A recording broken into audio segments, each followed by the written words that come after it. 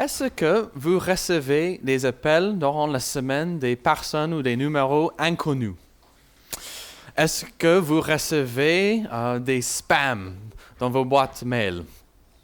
Si vous êtes comme moi, la réponse est définitivement oui. Et toujours se questionne, est-ce que c'est quelqu'un légitime, quelqu'un que je connais, ou est-ce que c'est de l'arnaque? Est-ce que c'est quelqu'un inconnu qui essaie de me vendre quelque chose dont je n'ai pas besoin ou quelque chose qui n'est pas en fin de compte vrai?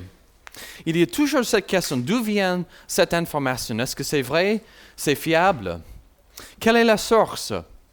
Nous disons de nos jours un nouveau mot depuis quelques années maintenant, le fake news. C'est-à-dire que même si une information est communiquée, on ne sait pas si c'est vrai ou faux. Voilà. Dans nos jours, il y a toujours cette question, quelle est la source d'une certaine information? Est-ce que c'est vrai? Nous allons dans quelques instants lire un texte de la Bible, la parole de Dieu, Actes chapitre 9, à partir de verset 31 jusqu'à verset 43. Et dans notre texte, nous allons lire deux histoires concernant les souffrances. Une histoire concerne une maladie physique et une autre histoire concerne la mort. Le thème principal de notre lecture ce matin est que les miracles réalisés par les apôtres étaient des affirmations de la vraie nature de l'Évangile, comme étant le message de Dieu vivant, pour nous encourager à placer notre confiance en Jésus. Donc l'application pour nous ce matin, c'est que les apôtres ont pu réaliser des miracles pour convaincre les personnes de placer leur confiance en Jésus. Aujourd'hui, la Bible nous raconte tout ce que Dieu a fait pour nous, y compris les miracles, afin de nous encourager à placer notre confiance en Christ et pour nous donner soif de la nouvelle création avec lui, sans péché, sans maladie, sans mort, où notre joie sera complète. Je vous invite maintenant à lire Actes chapitre 9, à partir de verset 31 jusqu'au verset 43.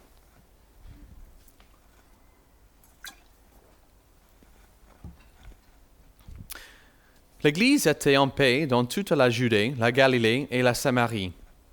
Elle s'édifiait, marchait dans la crainte du Seigneur et progressait par l'assistance du Saint-Esprit. Pierre, qui parcourait tous ces lieux, descendit aussi vers les saints qui habitaient à Lydda. Il y trouva un homme du nom d'Énée, couché sur un lit depuis 8 ans, et qui était paralysé. Pierre lui dit, « Énée, Jésus-Christ te guérit. Lève-toi et toi-même arrange ton lit. » Et aussitôt il se leva. Tous les habitants de Lydda et de la plaine de Saron le virent et se convertirent au Seigneur. Il y avait à Jaffa une femme de nom de Tabitha, ce qui se traduit Dorcas. Elle faisait beaucoup d'œuvres bonnes et d'aumônes. Elle tomba malade en ces jours-là et mourut. Après l'avoir lavée, on la déposa dans une chambre haute. Comme Lydda est près de Jaffa et que les disciples avaient appris que Pierre s'y trouvait, ils envoyèrent 2 hommes vers lui pour le supplier. « Ne tarde pas à passer jusque chez nous. » Pierre se leva et partit avec eux. Lorsqu'il fut arrivé, on le fit monter dans la chambre haute. Toutes les veuves s'approchèrent de lui en pleurant et lui montrèrent les tuniques et les manteaux que faisait Dorcas lorsqu'elle était avec elle. Pierre mit dehors tout le monde, s'agenouilla et pria. Puis il se tourna vers le corps et dit, « Tabitha, lève-toi. » Alors elle ouvrit les yeux et voyant Pierre, elle s'assit. Il lui donna la main et elle la fit lever. Il appela ensuite les saints et les veuves et la leur présentait vivante. Cela fut connu de tout Jaffa, et beaucoup crurent au Seigneur. Pierre demeura quelque temps à Jaffa, chez un certain Simon, courailleur. Jusqu'ici la lecture de la parole de Dieu. On commence à ce verset 31, qui s'agit d'un guide vers la croissance. Le verset 31 est une certaine indication littéraire de signaler la fin d'une section du livre des Actes et le début d'un autre. C'est un certain résumé de ce qui s'est passé avant pour nous donner une indication qu'il y a un autre chapitre qui commence. Aujourd'hui, dans nos Bibles, nous avons dans nos Bibles les divisions par les chapitres, comme le chapitre 9, et les versets comme 31, etc. etc. Mais ces divisions numériques étaient ajoutées plus tard. Au début, quand les auteurs ont écrit l'Ancien Testament et même le Nouveau Testament, comme la lettre des Actes des Apôtres, il n'y avait pas les divisions par les numéros. Par contre, il y avait des indications littéraires que c'était la fin d'une section et le début d'une autre. Cette première section a conclu avec Pierre à Jérusalem et ce que Luc, qui a écrit la lettre des Actes, veut nous dire par ce verset 31, c'est qu'on commence un nouveau chapitre dans le livre des Actes, une nouvelle période. Cette nouvelle section, c'est l'évangile qui avance auprès des païens, c'est-à-dire des personnes qui ne sont pas juifs. Et c'est plutôt Paul, l'apôtre Paul, qui va prendre le relais. Il y a un certain rappel implicite ici pour nous tous, jusqu'à aujourd'hui même. Dieu introduit des nouvelles personnes pour continuer à faire avancer l'évangile. Nous ne devons pas placer trop de confiance en une seule personne. Je ne sais pas si vous avez peut-être un prédicateur ou même un auteur chrétien toujours en vie aujourd'hui et il y a une certaine crainte parfois quand un chrétien renommé meurt, qu'est-ce qui va se passer maintenant, cette personne n'est plus là. Mais ce qu'on lit dans les Bibles, même ici dans ce livre, c'est que Dieu est toujours en train de développer des nouvelles personnes et les envoyer pour servir le Seigneur. Il ne faut pas placer trop de confiance dans une seule personne. C'est aussi écrit au verset 31, l'Église au singulier. Et ça comprend 3 régions. Et ce que Luc veut dire par le mot « Église au singulier » ici, c'est qu'il y avait une unité entre les croyants et entre les églises à cette époque. Je me permets de répéter le verset clé du livre des Actes. C'est le fameux Acte, chapitre 1, verset 8. C'est Jésus qui parle. « Mais vous recevrez une puissance, celle du Saint-Esprit survenant sur vous, et vous serez mes témoins à Jérusalem, dans toute la Judée, dans la Samarie et jusqu'aux extrémités de la terre. » On lit dans le livre des Actes l'accomplissement de cette mission de faire avancer l'Évangile de plus en plus loin de Jérusalem. Il y avait aussi des Juifs et plus en plus des païens, c'est les non-Juifs qui se sont convertis, comme on lit dans ces chapitres. Il y a aussi d'autres choses qui est très intéressantes et très importantes pour nous tous en tant qu'une Église. C'est écrit au verset 31 que les chrétiens, les croyants marchaient dans la crainte du Seigneur et progressaient par l'assistance du Saint-Esprit. Cela nous pose une question et je parle maintenant à nous tous, une Église entière. Quelle est notre stratégie pour la croissance de notre Église? Quelle est la stratégie de la croissance de notre Église? Si vous étiez là lors de la journée de rentrée au début de l'automne cette année, Antoine nous a parlé un peu de la croissance de notre Église et ce texte est un autre rappel de penser à ça. Quelle est notre stratégie en tant qu'une Église entière de la croissance de notre communauté? Peut-être on est tous un peu tentés par le marketing. Peut-être nous avons une certaine idée qu'il faut trouver des influenceurs sur les réseaux sociaux, n'est-ce pas? Peut-être nous sommes tentés de penser qu'il faut un meilleur lieu. J'ose dire peut-être une meilleure machine à café pour vraiment accueillir les jeunes, n'est-ce pas? Voici des choses mondiales. On est tenté à placer notre confiance dans les stratégies de ce monde pour faire avancer notre Église, pour faire grandir notre communauté. Mais dans ce texte, nous avons un rappel, une indication de moyens bibliques pour croître. C'est écrit la crainte du Seigneur. Qu'est-ce que c'est la crainte du Seigneur? Ce que la crainte du Seigneur ne l'est pas, c'est ne pas avoir peur de Dieu, comme un enfant qui a peur d'un monstre dans son chambre ou quelque chose comme ça. Je lis maintenant un commentateur, il écrit que la crainte de Dieu s'agit d'une mêlée de respect, d'amour et d'espoir. Et donc pas une peur servile, mais plutôt une révérence filiale. Ce mot révérence est très important, je pense, pour comprendre l'idée biblique de la crainte de l'Éternel. Révérence. La révérence est une connaissance que Dieu est créateur de tout. Il est tout-puissant, il est 3 fois saint. Voici une autre question pour nous tous. La crainte du Seigneur caractérise-t-elle notre Église dans son ensemble? Je vous laisse considérer et réfléchir à cette question. Marcher dans la crainte du Seigneur, comme c'est écrit au verset 31, est-il une priorité pour nous en tant qu'Église? Ce verset continue par l'assistance du Saint-Esprit. Suite à l'ascension de Jésus, il a envoyé lui-même son Saint-Esprit. Et le Saint-Esprit travaille par la parole pour agir dans nos cœurs, pour nous amener au Christ. Je lis maintenant Jean 15 qui parle explicitement du rôle du Saint-Esprit. C'est Jésus qui parle maintenant. C'est écrit « Quand sera venu le Consolateur, c'est-à-dire le Saint-Esprit, que je vous enverrai de la part du Père, l'Esprit de vérité qui provient du Père, il rendra témoignage de moi. » Selon la Bible, le rôle du Saint-Esprit est de rendre témoignage du Christ. Et voici une autre application pour nous tous. Quelle est notre stratégie pour la croissance? Comment améliorer et mettre en pratique la crainte de l'Éternel et le progrès par le Saint-Esprit? Si vous participez au groupe de maison, nous allons discuter de ces 2 questions cette semaine, mais je vous encourage même dès maintenant à penser à ces 2 stratégies bibliques pour la croissance de l'Église, comment on peut mettre en œuvre la crainte de l'Éternel et marcher par l'Esprit. On arrive maintenant à notre deuxième partie de ce matin, la guérison d'aînés, versets 32 à 35. On lit que Pierre s'est rendu au nord-est de Jérusalem, à Lydda, une bourgade là-bas. Pierre visitait probablement les églises de la région pour les encourager, pour rester en contact avec elles. Et au verset 33, c'est écrit qu'il a trouvé un homme paralysé.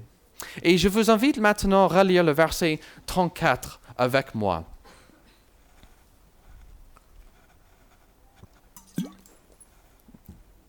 C'est écrit, après avoir trouvé cet homme paralysé, Pierre lui dit, « Aîné, Jésus-Christ te guérit, lève-toi et toi-même arrange ton lit. » Et aussitôt il se leva.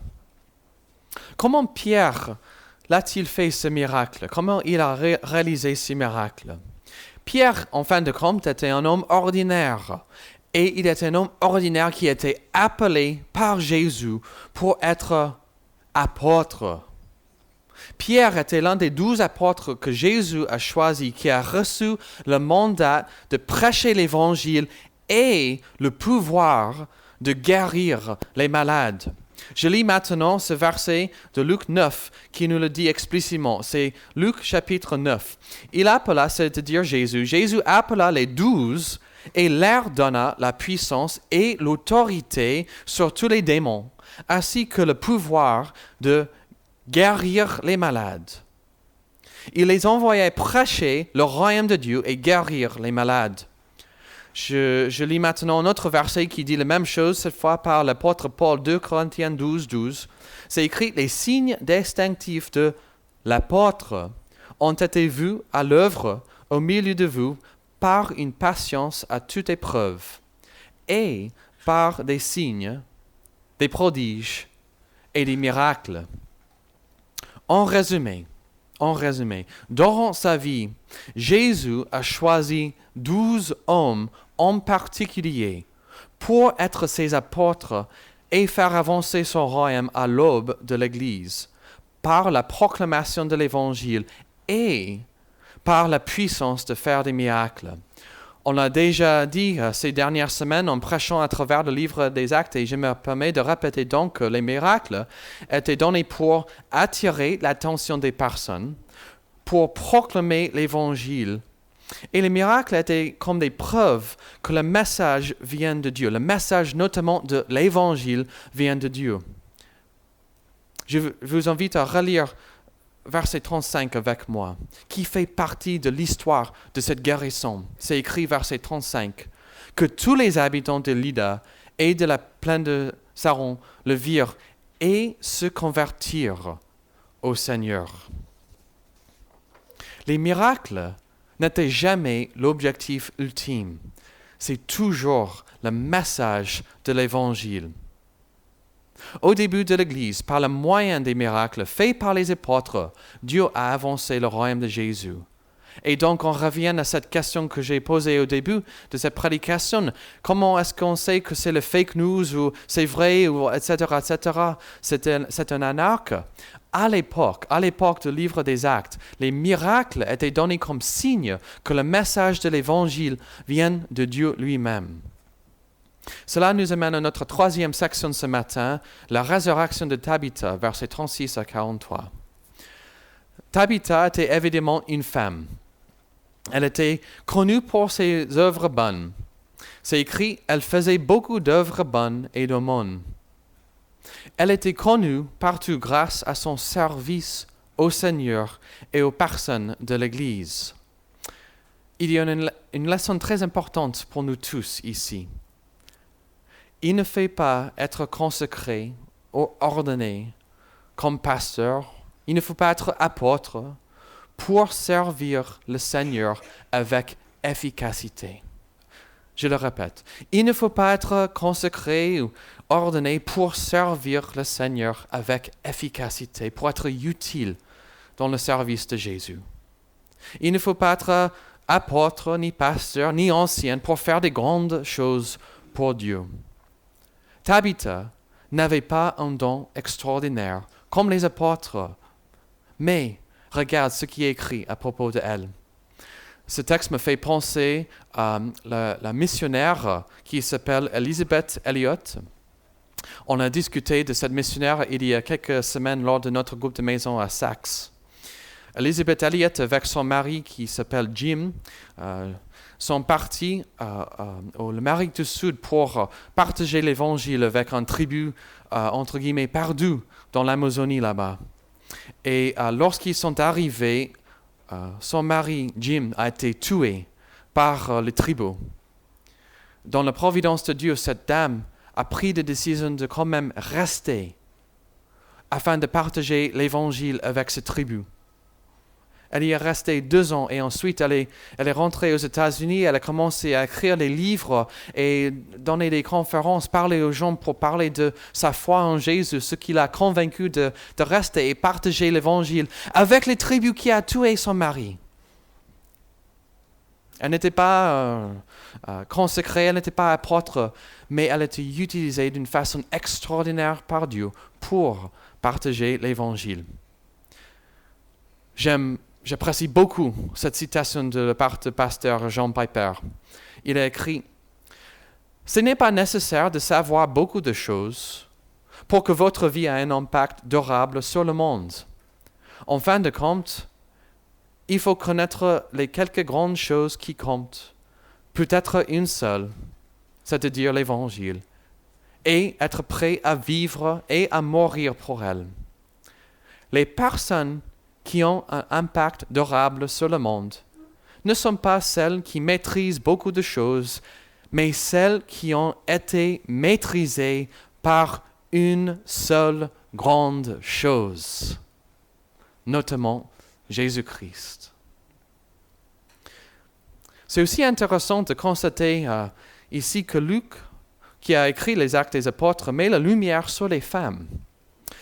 Chapitre 1, verset 14, c'est écrit « Tous d'un commun accord persévéraient dans la prière avec les femmes, avec Marie, mère de Jésus, avec ses frères. » Chapitre 5, verset 14, « Les multitudes d'hommes et de femmes qui croyaient au Seigneur augmentaient toujours plus. » Chapitre 9, verset 2, « Et lui demanda des lettres pour les synagogues de Damas, afin que, s'il y trouvait quelques-uns, hommes ou femmes, qui suivent cette voie, il les amène liés à Jérusalem. » Chapitre 12, verset 12, suite à la libération de Pierre de la prison, c'est écrit « Après réflexion, il se rendit à la maison de Marie, mère de Jean, surnommé Marc, où un certain nombre de personnes étaient réunies et priaient. Elle, Marie, la mère de Jean-Marc, elle avait évidemment le don de l'hospitalité pour accueillir les croyants. Chapitre 16. Il y avait là une femme craignant Dieu, du nom de Lydie, marchand de pourpre et de la ville de Thyatire. Elle écoutait et le Seigneur lui ouvrit le cœur pour qu'elle s'attache à ce que disait Paul. Lorsqu'elle eut été baptisée avec sa famille, elle nous invita en disant « Si vous me jugez fidèle au Seigneur, entrez dans ma maison et demeurez-y. » Et elle nous pressa très instamment. Comme l'a dit un commentateur, lorsqu'un frère a eu besoin d'aide, l'Esprit a conduit une sœur à utiliser les dons et les ressources dont elle disposait pour lui venir en aide. Afin de parler précisément, je vais maintenant lire ce que j'ai écrit. Luc a jugé important d'inclure la description de cette femme, Tabitha, comme étant pleine de bonnes œuvres, ainsi que le miracle accompli par Pierre. Depuis que Luc a rédigé ce récit, durant le 1er siècle, des millions de chrétiens à travers le monde ont lu des prédications et des miracles réalisés par Pierre, et aussi sur le caractère et les bonnes œuvres de Tabitha.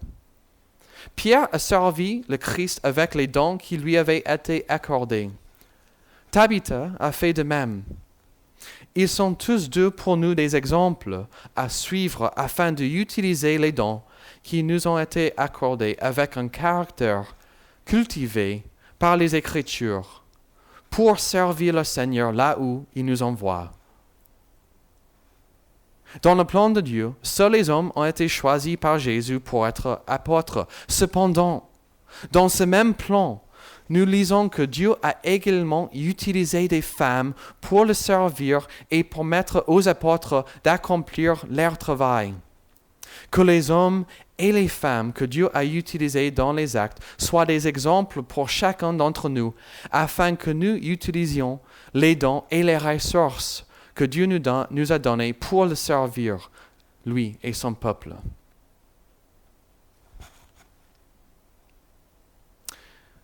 Au verset 37, on continue maintenant notre histoire de Tabitha. Verset 37, c'est écrit qu'elle est morte et ils ont préparé son corps pour l'enterrement comme c'était la coutume à l'époque.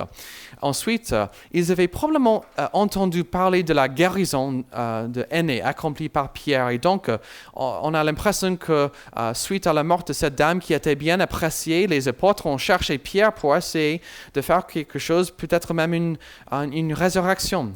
Verset 39, c'est écrit que les veuves qui portaient les habits que Tabitha avait faits, à l'époque, les veuves n'avaient presque rien, et donc on peut voir sa charité, la charité de la part de Tabitha d'avoir fait des habits pour les veuves.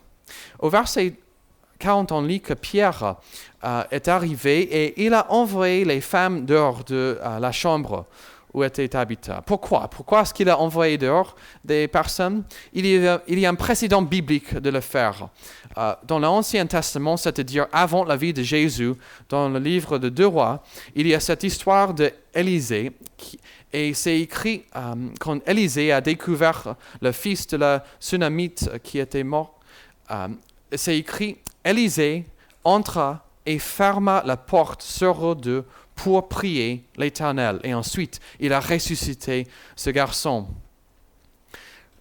Entre ce que nous lisons ici dans le livre des Actes et 2 Rois, chapitre 4, je vais maintenant lire une autre histoire d'une autre résurrection accomplie par Jésus. Et je vous invite à écouter pour distinguer la différence entre ces récits. C'est Luc chapitre 8, verset 54 maintenant. C'est Jésus qui parle.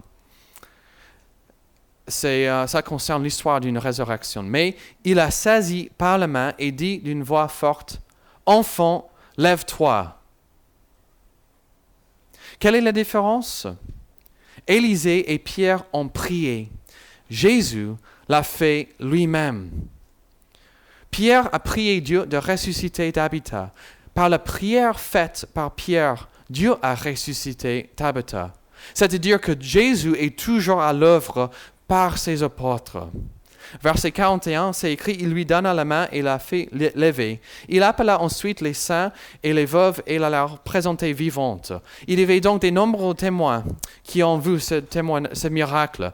Si on peut imaginer moi qui fais une certaine résurrection dans une pièce privée avec une autre personne, il n'y a pas d'autres témoins et j'annonce ensuite, j'ai réalisé une résurrection, ça ne serait pas crédible. Pourquoi? Parce qu'il n'y avait pas de témoins. Mais l'idée du texte ici est de dire qu'il y avait beaucoup de témoins qui ont vu ce miracle accompli par Pierre. C'était donc valable. Et c'est écrit ensuite, verset 42, « Cela fut connu de tout Jaffa, et beaucoup crurent au Seigneur. » Comme je l'ai dit, ça vaut la peine de le répéter. L'objectif, par les miracles, l'évangile a été accepté. Il faut aussi poser cette question suivante. Pourquoi est-ce que je ne vois pas de miracle aujourd'hui? Je veux être bien sensible aux personnes ici qui sont malades, ou vous connaissez des personnes qui sont malades, qui luttent contre les difficultés depuis longtemps. Il y a une grande souffrance. Et vous attendez un miracle, vous priez des miracles. À l'époque des Actes, c'était un moment unique dans l'histoire de l'Église. Comme j'ai dit, Jésus avait spécifiquement choisi 12 hommes pour être ses apôtres. Ils avaient un rôle unique dans l'histoire de l'Église. Dieu leur a donné un don qu'il n'a pas donné aux autres, même durant la première génération de l'Église. Ils ont pu faire des miracles, mais ce n'est pas le cas où chaque croyant avait ce don.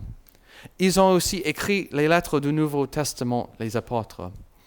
Les miracles étaient exceptionnels pour, comme je l'ai déjà dit, attirer l'attention des apôtres, pour leur donner l'écoute pour annoncer l'Évangile et pour valider l'origine divine du message de l'Évangile et comme servir comme avant-goût de la nouvelle création, ce que nous allons discuter dans un instant. Néanmoins, ce n'est pas le cas où, lors de la vie des apôtres, tous ceux qui étaient malades ont été guéris, ni que les apôtres eux-mêmes ont vécu une vie sans souffrance. Étienne, qui était déjà dans le livre des Actes, n'a pas été délivré. Il a été tué pour sa foi en Jésus. L'apôtre Paul lui-même, qui était apôtre, a écrit ces versets suivants, 2 Corinthiens chapitre 12. « Et pour que je ne sois pas enflé d'orgueil, il m'a été mis en écharpe dans la chair. Un ange de Satan pour me souffleter, pour que je ne sois pas enflé d'orgueil. 3 fois, j'ai supplié le Seigneur de l'éloigner de moi, et il m'a dit, « Ma grâce te suffit, car ma puissance s'accomplit dans la faiblesse. Je me glorifierai donc bien plus volontiers de mes faiblesses, afin que la puissance de Christ repose sur moi. » Dieu n'a pas guéri l'apôtre Paul. Il n'y a pas de promesse durant cette vie qu'on va être guéri.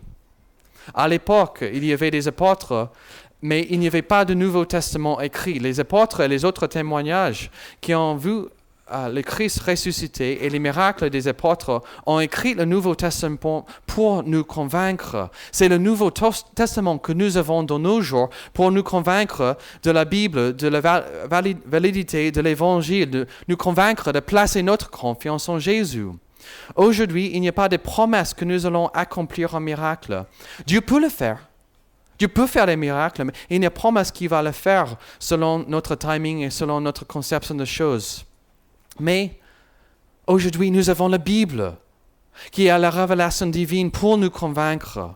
C'est à nous de lire la Bible, de lire les témoignages des miracles, les discours de Jésus, les lettres à l'Église pour être convaincus de la vérité de la foi chrétienne. Et on conclut avec cette dernière section ce matin, les maladies, la mort et l'œuvre de Christ. Les guérissons, les résurrections comme avant-goût de la nouvelle création. Je vous pose une question. Pourquoi y a-t-il des maladies? Pourquoi est-ce que la mort existe?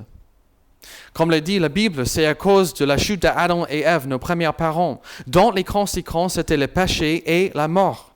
Mais comme la Bible explique aussi, Jésus est venu afin de vaincre le péché et la mort et renverser les conséquences du péché, comme les maladies. On attend toujours, en tant que croyant, on attend toujours la nouvelle création. Et les miracles sont des avant-goûts de cette nouvelle création, où il n'y aura plus de maladie, plus d'immobilité, il n'y aura plus de souffrance, plus de mort. Comme le crie un pasteur, en éliminant la maladie, ce qu'il s'agit de l'effet, Christ a éliminé le péché, c'est-à-dire la cause. Dans la nouvelle création, il n'y aura plus d'effet du péché. Il n'y aura plus de souffrance, plus de mort, plus de deuil. Est-ce que vous souffrez ce matin? Peut-être il y aura un miracle dans votre vie, ou peut-être non, comme chez l'apôtre Paul. Mais je précise, durant cette vie. Parce que la promesse de l'Évangile est que nous allons tous être guéris, soit durant cette vie, soit durant la vie à venir. La promesse de l'Évangile est que nous allons tous être guéris, soit durant cette vie, soit durant la vie à venir, dans la nouvelle création. Êtes-vous en deuil à cause de la mort d'un proche? Je vous encourage à placer votre confiance dans les paroles de Jésus, Jean 11. Jésus lui dit, « Moi, je suis la résurrection et la vie. Celui qui croit en moi vivra, quand même il serait mort. Et quiconque vit et croit en moi ne mourra jamais. » En résumé, parmi toutes les difficultés, les souffrances, les maladies sont des conséquences du péché. Et Jésus est venu afin de vaincre le péché. Et un jour, la promesse de l'Évangile est qu'un jour, les croyants vivront avec lui dans la nouvelle création, dans le paradis. Plaçons-nous notre confiance dans l'Évangile, croyons les promesses de la Bible et attendons la nouvelle création. Je vous invite à la prière. Seigneur Jésus, nous te prions encore ce matin pour que tu nous donnes une vraie confiance dans ta parole et les promesses de ta parole. Même au milieu des difficultés, de la souffrance, des maladies et même de la mort des proches, on prie que tu nous donnes une vraie soif de la nouvelle création, où nous allons vivre avec toi, ton peuple, pour toute l'éternité, où il n'y aura plus le péché, la mort, le deuil, les souffrances. Grâce à toi, grâce à ton œuvre pour nous. Aide-nous à vivre avec confiance dans ta parole. Aide-nous à faire partager cet évangile à ceux qui souffrent. Donne-nous une soif, nous prions, dans ton nom pour la nouvelle création. Et on le prie au nom de Jésus. Amen.